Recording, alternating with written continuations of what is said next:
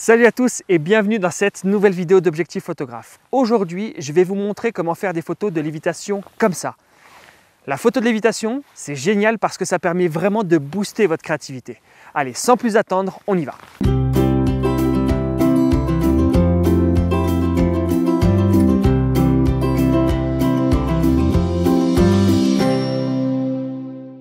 La lévitation, c'est quoi? Eh bien, si on prend la définition du petit Larousse, alors là j'ai pris mes petites notes parce que c'était trop compliqué à retenir de tête. La lévitation, du latin levitas, légèreté, est l'état d'un corps qui reste en équilibre à une certaine distance au-dessus d'une surface grâce à une force sustentatrice compensant la pesanteur. Bon, en gros, en photo, c'est un objet ou un humain qui flotte au-dessus du sol. Et nous, on ne va pas chercher plus loin. Une petite précision avant de commencer, eh bien, ça va être la première fois que je fais avec Seb, qui va jouer le rôle de modèle, une photo de lévitation. On est juste parti pour préparer ce shoot avec du bon sens. Qu'est-ce qu'il nous fallait comme matériel parce qu'on voit à peu près comment ça se passe. Mais techniquement, ça sera la première photo de lévitation que je fais. Tout ça pour vous dire eh bien, que je me mets dans la même situation que vous qui allez regarder la vidéo pour la première fois et vous allez vouloir essayer la lévitation. Eh bien voilà, c'est dans la situation dans laquelle on est. Il ne faut pas avoir peur. La photo, c'est beaucoup d'expérimentation, beaucoup d'essais, beaucoup d'erreurs pour des photos des fois qui marchent, des fois mais qui ne marchent pas. L'échec n'est pas vraiment une fin en soi. Ce qui compte vraiment, c'est de vous amuser, aller au-delà de vos limites parce qu'à la fin, il n'y a que ça qui va vous faire progresser. C'est en vous testant, c'est pas en restant dans sa zone de confort que vous allez progresser, c'est justement en sortant de ces zones de confort. Donc c'est exactement ce qu'on fait. Première photo de lévitation. Dans la première partie de ce tuto, voyons ensemble quels sont les éléments indispensables pour pouvoir faire une photo de lévitation. Premier élément, le boîtier et un objectif. Peu importe la focale, peu importe le boîtier, tous les appareils, toutes les focales peuvent faire une photo de lévitation. Accessoire indispensable, il vous faut un trépied parce qu'une photo de lévitation, qu'est-ce que c'est? Eh bien, c'est plusieurs photos, d'accord, plusieurs photos identiques que l'on va compiler ensuite sous Photoshop. Et donc, il ne faut pas que l'appareil photo bouge pour que le cadre soit strictement identique. Donc, il vous faut un trépied. Deuxième accessoire indispensable, il va vous falloir, alors ici on a pris un escabeau, c'est l'objet sur lequel va monter votre sujet qui est le quatrième élément indispensable pour faire une photo de lévitation. L'escabeau ou une chaise ou, je ne sais pas moi, une pierre, peu importe, il vous faut un support sur lequel va monter votre sujet. Donc, 4 éléments indispensables. Appareil photo avec la focale, un trépied, un support et un sujet. Comme je sais que vous êtes des dingues de matériel, je vais vous expliquer en détail ce que j'ai utilisé pour ce shoot. J'ai mon fameux 5D Mark II. Ensuite, j'ai utilisé donc, un 45 tilt shift, ça j'y reviendrai juste après. Ici, les filtres lits les mêmes que j'ai utilisés lors de ma vidéo sur le coucher de soleil, filtre ND plus GND. Ensuite, j'ai un trépied ici et vous avez vu la particularité de ce trépied et c'est quelque chose que vous devez regarder quand vous achetez un trépied, c'est qu'il puisse descendre très bas. Là, l'appareil photo doit être à peu près à 20 cm du sol. Et là, j'ai un petit déclencheur flash sans fil pour déclencher un flash pour essayer de détourer un petit peu mieux mon sujet. Donc, je reviens sur mon choix d'objectif qui est le 45 tilt shift. Je ne vais pas rentrer dans les détails sur ce que fait cet appareil, mais en gros, ça rajoute un petit peu de flou dans l'image.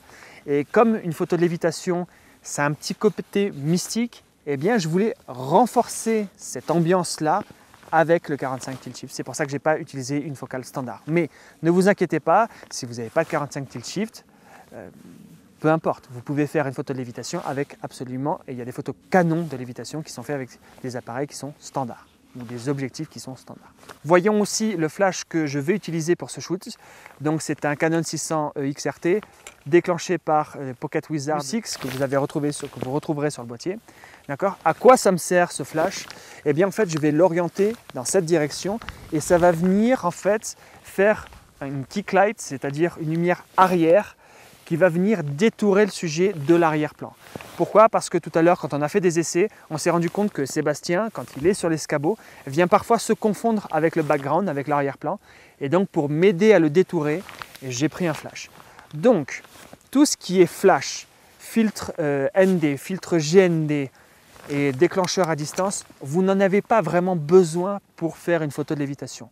Les seuls éléments dont vous avez vraiment besoin, c'est appareil photo focal, trépied, support, sujet. Basta. Nous, on a juste rajouté quelques petites choses pour essayer d'avoir une meilleure photo dans ces conditions, parce que par exemple si on a des filtres GND, c'est parce que les conditions, la plage dynamique de la scène qu'on essaie de photographier est énorme, donc on est obligé d'utiliser ce genre de matériel-là. Mais vous n'êtes absolument pas obligé d'avoir un degré de sophistication qui est tel, et vous aurez vous pourrez avoir des photos de qualité supérieure sans tout ce matériel. Mais étant donné que pour les besoins de la vidéo, on le fait en pleine journée, eh bien ça nécessite parfois un petit peu plus de matériel. Passons maintenant à la prise de vue.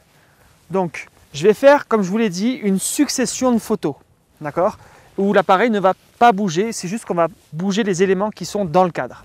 Donc première photo que l'on va faire, ça va être la photo du sujet en lévitation. Et le but du jeu, c'est de trouver une bonne pose qui en fait va faire croire à la lévitation. Pour le coup, c'est assez facile de trouver sur internet des photos de lévitation que vous voyez, des poses qui sont efficaces, qui vous font vraiment croire en une lévitation. Donc il va s'allonger en travers de l'escabeau et il va se mettre, il va le montrer une fois comme ça. Et je vais le prendre en photo comme ça. Vous avez vu cette pose? Tout le monde ne peut pas la faire, d'accord? Par exemple, ma grand-mère serait incapable de tenir cette pose-là. Donc, adaptez la pose en fonction de votre sujet. Ce qu'il faut faire attention sur la pose, c'est que les membres ne superposent pas, c'est-à-dire que vous ayez par exemple 2 bras ou 2 pieds sur le même plan. Essayez de décaler un petit peu les pieds au lieu de les avoir les uns l'un derrière l'autre, ou pareil pour les mains. Ensuite, essayez, c'est pour ça que mon appareil photo est bas, c'est qu'il faut faire attention que son sujet soit bien détaché du background. Vous avez vu que là il y a des sapins, et donc si je superpose Seb au sapin, eh bien en fait il va y avoir moins cet effet lévitation. Donc c'est pour ça que j'ai décidé d'abaisser mon appareil photo pour renforcer le côté lévitation. Enfin, dernière chose, là on est obligé d'utiliser un escabeau, et donc l'escabeau vient passer devant Seb. Vous voyez, là on voit l'escabeau devant Seb. Pour vous éviter du temps de post-prod, parce qu'une photo de lévitation, il y a forcément de la post-prod derrière, pour supprimer l'objet qui supporte votre sujet, si vous voulez vous éviter du temps en retouche, il faut que vous trouviez un support où vous n'avez pas l'objet, le support qui passe devant le sujet. C'est pour ça par exemple qu'un tabouret, si vous faites le tabouret et vous mettez votre sujet sur le tabouret, eh bien, c'est moins de post-prod parce que vous avez juste à supprimer, on verra ça après dans le tuto, vous avez juste à supprimer le tabouret. Là en fait ce que je vais devoir faire, c'est supprimer le tabouret sur la jambe de Seb, et c'est éminemment plus compliqué à faire que si l'objet ou si le support ne passait pas devant Seb. Donc Seb est en position, mes réglages sont simples, 1/60 de seconde, 2.8, 400 ISO. Alors on y va, c'est parti Seb. Donc il se met en position, hop, allez c'est parfait ça, parfait. Lève ta jambe droite, ouais parfait, baisse-la un petit peu et lève ta jambe gauche. Voilà. Hop, une dernière photo, tiens le coup, tiens le choc, baisse ton bras droit. Parfait, merci. Donc vous avez vu, j'ai dû lui donner des indications pour qu'en fait ses membres ne se superposent pas et que aucun de ces éléments, donc une main ou un pied, viennent passer derrière l'escabeau, parce qu'à ce moment-là, eh bien c'est beaucoup de temps en retouche, si ce n'est des situations qui sont irrécupérables en retouche. Donc faire bien attention à ça. Deuxième étape de notre photo, ce que va faire Seb, c'est qu'il va prendre des objets. Donc vous avez vu, on a enlevé l'escabeau et on a enlevé le flash. Et en fait, on va prendre des objets que le Seb va lancer et moi je vais les prendre en photo. Et en fait, ça va nous permettre ensuite, sous Photoshop, de rajouter ces objets et qui vont venir renforcer ce côté lévitation. Next. Enfin, dernière étape, dernière photo, eh bien, je vais prendre la photo de mon cadre, totalement vide de tout objet en suspension, d'accord? Juste l'image de fond. Hop, voilà. Et ensuite, sous Photoshop, ce qu'on verra, c'est que je vais compiler ces 3 photos, sujet, objet en lévitation, background, et je vais les compiler en une seule et même photo. Je le fais dans cet ordre-là, donc d'abord le sujet, puis les objets en lévitation, puis le background. Pourquoi? Parce qu'en fait, le sujet, quand je vais prendre ma première photo, je vais faire la mise au point sur mon sujet. Et ça va me donner un certain effet de profondeur de champ. Parce que là, je suis à 2.8, donc je vais avoir une profondeur de champ qui est limitée. Et donc, si je m'amuse à prendre la photo, je ne sais pas moi, du background et que je fais malencontreusement la mise au point sur les sapins, et qu'ensuite, mon sujet vient se mettre à 5 mètres de moi, d'accord, vous voyez qu'ils ne sont pas à la même distance, et que je change de mise au point au milieu de mon shoot, eh bien en termes de cohérence de l'image, ça ne va pas fonctionner. Donc pour bien avoir une cohérence en termes de profondeur de champ et d'effet du bokeh, eh bien je commence d'abord par la photo de mon sujet sur le support, où je vais faire la mise au point dessus. Puis les objets en suspension, alors à ce moment-là, je bascule ma mise au point manuelle et je ne touche plus à ma mise au point. Elle est calée pour l'ensemble des séries de shoots que je vais faire, des séries de photos que je vais faire. Donc le sujet, où je cale ma mise au point et je la cale en manuel ensuite, les objets en suspension et ensuite le background. Voilà, aussi simple que ça, et ensuite ça se passe sous Photoshop.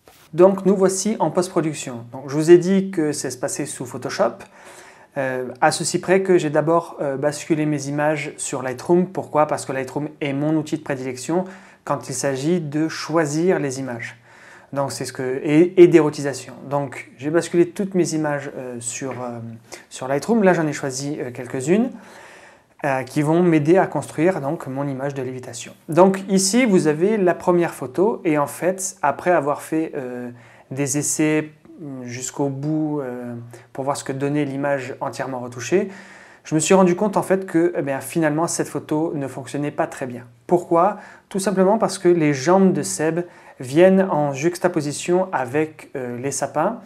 Et en fait, et en plus avec l'utilisation du tilt shift qui a été une erreur a posteriori, eh bien comme tout est flou, plus juxtaposition, eh bien le sujet n'était pas décollé du background et en fait l'effet de lévitation en pâtissait.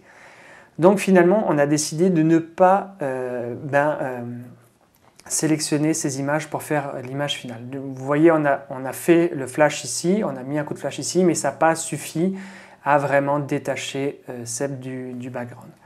Donc ce qu'on a fait, c'est qu'on est parti voilà, avec cette image, en gros. Voilà. Donc on a choisi un autre set, c'est celui-ci. D'ailleurs vous le verrez dans le bêtisier qu'on a shooté à cet endroit-là. Et pourquoi on l'a choisi? C'est tout simplement que quand on posait les scabots et quand on posait Seb se retrouvait dans une espèce de zone d'aplat. Et donc là, le sujet, pour le coup, a beaucoup plus de facilité à se détacher de l'arrière-plan. Donc c'est pour ça qu'on a choisi ce set-là. Et donc là, vous avez vu, j'ai choisi 6 images pour cette séquence. En vérité, l'image finale a nécessité beaucoup plus d'images que ça. Je vous expliquerai après pourquoi. Mais en gros, le principe peut être expliqué grâce à ces 6 images. Donc en gros, on a l'image du background sans l'escabeau, sans le sujet. Ensuite, on a l'image de Seb sur l'escabeau, d'accord? Et ensuite, on a des images d'objets volants. En fait, ils ne sont pas volants, ils ont été jetés et pris à une vitesse qui est relativement élevée pour les figer en l'air. Et donc, on va incruster tous ces éléments. Donc, on va incruster l'escabeau, on va incruster juste Seb sur cette photo. Et donc, ça nous donnera au final, ça se fait sur Photoshop, au final, une photo de lévitation. Le truc, c'est que ce que j'ai fait dans Lightroom, si on va dans développement, c'est que j'ai essayé d'égaliser les expositions. Vous voyez que l'ensemble des images ici ont une exposition à peu près équivalente. Pourquoi j'ai fait ça? Donc il y avait d'énormes différences d'exposition. Pourquoi? Parce qu'on a shooté, ça nous a d'ailleurs posé problème, on a shooté en extérieur sur un ciel nuageux et donc un coup ça faisait soleil, un coup ça faisait nuageux et donc on avait des différences d'exposition énormes et ce qui fait que ça empêche l'image d'être cohérente. Parce que par exemple, si vous collez, je ne sais pas moi, Seb avec cette exposition-là et que vous avez une image d'un objet et à ce moment-là, le nuage passe devant le soleil et vous avez cette exposition-là parce qu'on a shooté en manuel, eh bien vous voyez que le bout de bois ici que je vais insérer après pour la photo de lévitation, eh bien il n'a rien à voir en termes d'exposition avec mon image principale. Et ça, c'est un véritable problème. Donc, le premier job est de faire que les expositions matchent, en fait, soient à peu près équivalentes. Donc, il n'y a pas besoin d'être hyper pressé dessus, mais c'est très important pour une histoire de cohérence. Ensuite, je vais vous expliquer un petit peu ma sauce que j'ai fait sur Photoshop avant de vous la montrer. Donc, pour la pose, j'ai pris cette image, en fait, plus exactement, de Seb. Pourquoi j'ai pris cette image? C'est parce qu'en fait, ici, vous voyez, le ciel est sur le côté, là, il frappe comme ça. Et le problème, c'est que comme on shoot sur un escabeau, et c'était, pas une bonne idée de shooter avec un escabeau, comme on vous l'a dit, parce qu'en plus, l'escabeau passe devant le sujet, donc il va falloir l'éliminer à Photoshop. et ça a été plutôt ardu et le résultat à peine correct. Mais en plus, ça a porté des ombres sur, par exemple, le jean de Seb, et en fait, ça a complexifié encore une fois la retouche. Donc, j'ai préféré prendre cette pose-là, parce qu'en fait, à ce moment-là, un nuage est passé devant le soleil, et donc il n'y a plus d'ombre portée sur le ciel, sur le jean de Seb, et donc pas de retouche à ce niveau-là. Donc, ce que je vais faire, c'est que je vais coller en fait cette pose sur ce background-là. Et là, vous voyez d'ailleurs qu'il y a un petit décalage, on verra comment on rattrape ça tout à l'heure. Par contre, j'ai gardé cette image-là. Pourquoi? Parce qu'en fait, ici, étant donné que il y a l'ombre portée de l'escabeau, mais il y a aussi l'ombre portée de Seb, ici, d'accord? Chose que je n'ai pas quand le ciel est nuageux. Donc, et je me suis rendu compte de ça en post-production, les ombres portées des objets que vous mettez sur une photo de lévitation vont apporter leur lot d'authenticité. En fait, ça va vraiment changer la photo, ça va vraiment donner plus de force à votre image, le fait d'avoir des ombres portées en dessous des objets en lévitation. D'accord? Donc, j'ai pris cette pose-là, mais j'ai gardé cette image-là pour l'ombre portée. Donc, maintenant, passons à Photoshop. Donc, je vais commencer par intégrer cette pose-là, hop là, cette pose-là, sur ce background-là. Donc, je passe sur Photoshop, elles sont là, et je vais partir de mon image ici, et je vais coller des éléments dessus. Donc ça, c'est mon image, c'est mon tableau sur lequel je vais peindre finalement. Donc, ici, qu'est-ce que je fais? Je prends cette photo, j'appuie sur la touche V pour l'outil déplacement, c'est l'outil qui est là en haut, hop, c'est l'outil qui est là en haut, là. Et donc, je vais cliquer, glisser sur l'autre onglet, où il y a mon autre image, d'accord? Et en fait, je vais appuyer sur la touche Maj, et en fait, l'image de Seb va venir se coller exactement sur l'image de mon fond. Donc, vous voyez là mon calque supérieur avec Seb et mon calque inférieur avec le background. Pourquoi j'ai appuyé sur la touche Maj? Tout simplement, je vais vous répéter la manip. Là, je suis avec l'outil déplacement V. Si je n'appuie pas sur la touche Maj et que je lâche en plein milieu, vous voyez que l'image n'est pas ajustée, elle ne se superpose pas parfaitement. Et donc après, c'est à moi de la remettre en place. C'est un peu fastidieux quand on le fait souvent, donc appuyez sur la touche Maj, alors Maj et hop, vous le déplacez, voilà. Là, j'ai cliqué et appuyé sur la touche Maj, quand je relâche, ça s'aligne parfaitement. Donc une fois que mes deux images sont l'une sur l'autre, ce que je vais faire, c'est que je vais commencer par aligner les deux images, parce que vous allez voir, voilà, là je réduis l'opacité et vous avez vu que la composition entre les deux shoots a bougé et donc elles sont pas alignées. Donc ce que je vais faire, c'est que vous voyez là avec l'outil de déplacement, donc le V, et avec les touches droite et gauche de mon clavier, j'aligne, je me repère par rapport à la montagne ici, j'aligne les deux photos. Voilà, pour que ça ne sera pas parfait exactement, ça ne peut pas l'être, mais disons que là j'ai fini par aligner les deux éléments. Ensuite je rebascule à 100%, voilà, donc vous voyez bien qu'il y a une image l'une sur l'autre. Avec l'outil lasso cette fois-ci, en fait je vais faire une sélection, ça sert à faire une sélection, l'outil lasso, assez grossière de Seb. Voilà, hop, pas besoin d'être très précis pour l'instant, la précision ça viendra après. Et ici, je vais cliquer ici sur, c'est créer un masque de fusion. Et donc, j'ai créé un masque de fusion. Donc, si vous ne savez pas comment ça marche, les masques de fusion, regardez les tutos de Christophe Serrano sur Objectif Photographe sur les masques de fusion, parce que ça, c'est vraiment des notions de base de Photoshop. Et donc, vous ne pouvez pas suivre ce tuto correctement si vous n'avez pas vu ce tuto au préalable. Donc, on a vu que l'ensemble de l'image est noir. Du masque fusion est noir, sauf à l'endroit où j'ai fait la sélection. En gros, ce qui s'est passé, c'est que cette image apparaît quand c'est noir ici. L'image qui est en dessous apparaît quand c'est noir ici. Et en fait, c'est cette image qui apparaît quand c'est blanc ici. Donc là, hop. Et ensuite, il me suffit pour enlever, parce que vous avez vu, ça crée un pourtour. Ensuite, il me suffit de peindre en noir ici, le masque de fusion ici. Voilà. Et en fait, je choisis pour ça, pour être un peu plus précis, je choisis un pinceau. Donc la taille, ça va dépendre un petit peu du pourtour que vous avez enlevé, mais je choisis surtout une dureté un peu conséquente, d'accord? Je ne suis pas à 0% de dureté parce que c'est pas très précis, ça fait un effet smooth, mais c'est pas très précis. Donc je suis aux alentours de 60% de dureté, et ce qui me permet, donc là il faut vraiment, et c'est là où la précision est de mise, hop, voilà, voilà, et là, je vais venir supprimer ce qui reste de l'image du dessus, sauf Seb bien sûr. Et donc ça prend pas mal de temps, mais en gros c'est le principe de la photo en lévitation, c'est-à-dire que vous allez supprimer en gros l'objet qui a servi à supporter Seb. Vous voyez, si je fais ça, voilà, je supprime l'escabeau finalement. Donc ça nécessite pas mal de temps. Moi j'ai mis à peu près 10 minutes pour enlever tout ce qui gênait, d'accord? Et difficulté supplémentaire bien sûr, eh bien j'ai dû comment dire, enlever l'escabeau. Le résultat est à peine correct, mais j'avoue que j'ai eu pas mal de difficultés. Je suis pas vraiment un spécialiste en la matière, c'est pas vraiment mon cœur de métier retoucheur, donc j'ai eu pas mal de soucis. Mais bon, finalement je suis arrivé à un résultat que j'estime correct. Pour Seb, on va arrêter ici et maintenant je vais vous montrer ce que ça donne avec les objets. Donc tout à l'heure, je vous ai montré qu'il y avait un escabeau, d'accord? Eh bien, même chose, je prends V, hop, je vais aller sur l'image, pas celle-là, touche mage, et vous voyez, là l'escabeau est inclus. Touche L, pareil, je fais une sélection grossière, hop. Hop, voilà, et masque de fusion, et vous voyez,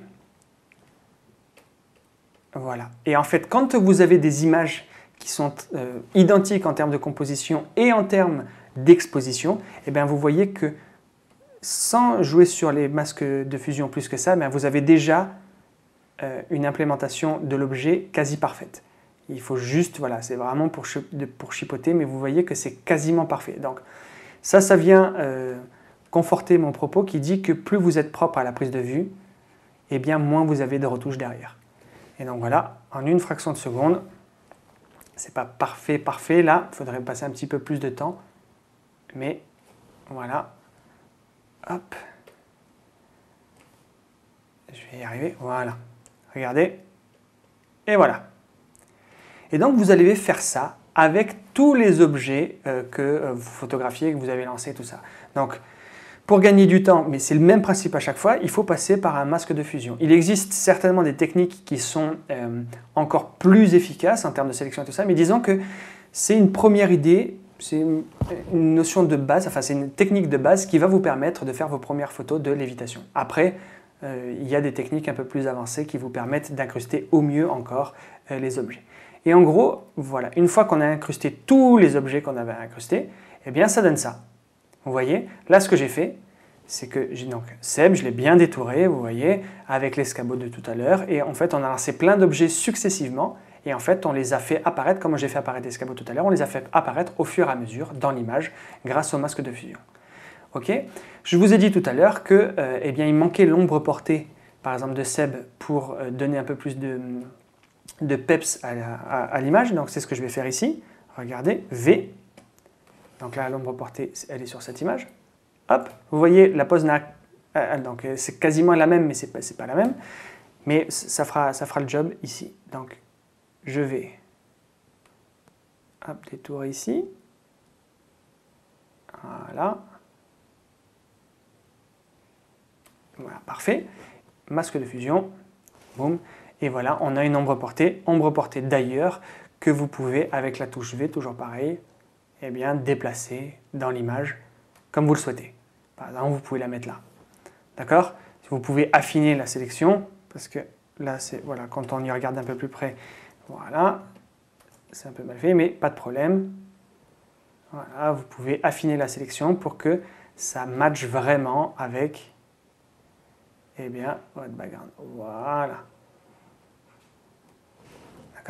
Et donc vous avez, ici vous pouvez, si pour l'atténuer un petit peu, vous pouvez faire, voilà, jouer sur l'opacité pour que l'ombre portée s'inclue vraiment très bien par rapport à l'image que vous avez. Et après, ce que j'ai fait moi, eh bien, tout simplement, c'est que j'ai fait un effet un peu drama pour ajouter un petit côté mystérieux à l'image. Mais bon voilà, donc c'est à base de calque de réglage et tout ça, je ne vais pas rentrer dans les détails, ce n'est pas le sujet de la vidéo. Ici, c'était pour savoir comment vous faites pour inclure les objets un par un sur une toile de fond. Eh bien, c'est simple, grâce au masque de fusion. Vous superposez les deux images et ensuite, grâce au masque de fusion, eh bien, vous ne faites apparaître que l'objet. Donc voilà, ça c'est la partie sur Photoshop. Maintenant, retour à la montagne. Voilà, j'espère que ce tuto vous aura permis d'apprendre des choses. Encore une fois, ce qu'il faut retenir de ça, c'est qu'il ne faut jamais cesser d'expérimenter. Alors s'il vous plaît, amusez-vous en faisant de la photo. Toujours pareil, si vous voulez vous abonner à la chaîne YouTube pour ne rien louper des vidéos à venir, c'est par ici que ça se passe, la vidéo bonus et plein d'autres conseils sur de la photo en cliquant sur le lien qui est juste en bas. Voilà, je vous dis à très bientôt et merci infiniment de votre fidélité. Ciao, ciao. Salut à tous, le soleil fait complètement chier. Donc voilà, là il n'y a plus de soleil. On la refait, moi crispé. La photo de lévitation. La lévitation. Dans la première partie de ce première partie de ce... Je vais y arriver. Bouge pas, ça me semble de la merde. J'en sais foutre rien de ce que ça va donner ça. Aujourd'hui, on a fait une rando, on a un copain. C'est copain l'escabeau. 1 heure de rando, putain, avec l'escabeau. Tu sais qu'il faut avoir envie quand même, hein, je te le dis. Hein. Baisse ta main droite, lève ton pied gauche. Non, ton pied gauche, ouais. Lève ton pied droit aussi. Baisse ton pied gauche. Baisse ton bras droit. Baisse ton bras droit. Baisse ton bras droit.